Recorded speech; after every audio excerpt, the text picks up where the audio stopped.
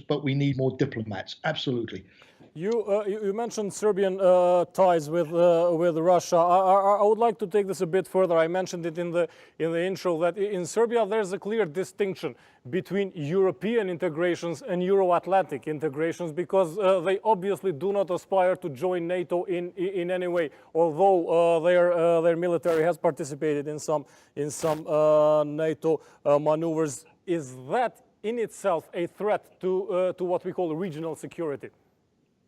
Well, Serbia is the largest country in demographic terms in the region. And of course, if you get one of the large countries in the region, which is going in a different direction politically, but also psychologically from the rest of the region, then it's going to hold the region back in general. And you're right that Serbia does not want to join NATO. I totally understand that.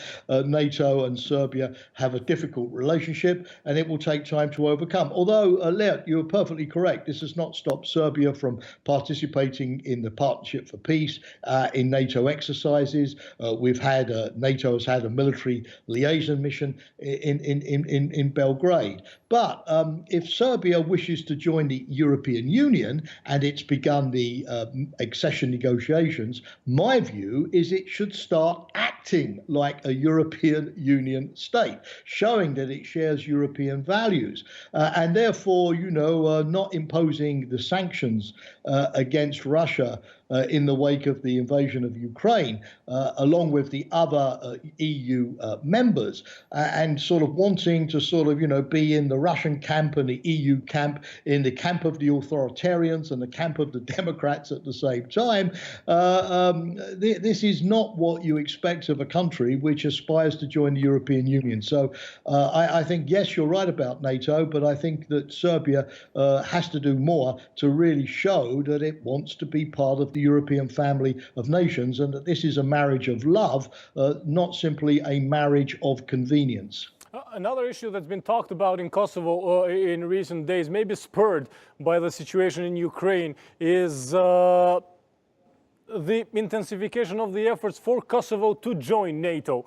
In some way, there's been talk of some maybe a change of procedures or some other way of NATO affiliation. Is that anyhow possible, or are we just still talking about the KFOR presence in here?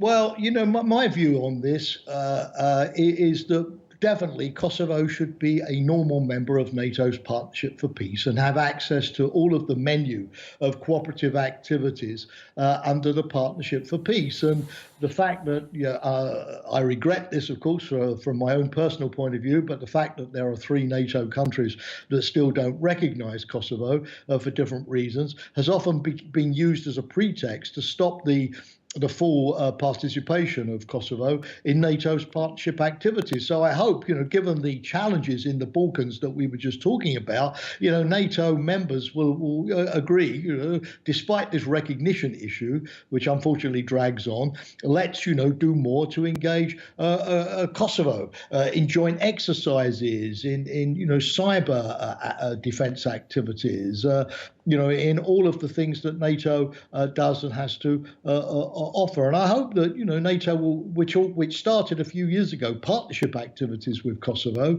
So we began those activities. I hope that NATO will now push ahead. I think it's in everybody's interest in the region. On the other hand, of course, KFOR is still there. KFOR is staying, and so to some degree, the protection from NATO, which Kosovo has enjoyed for 23 years since June 1999, when KFOR first entered, that protection continues, and I welcome that as well.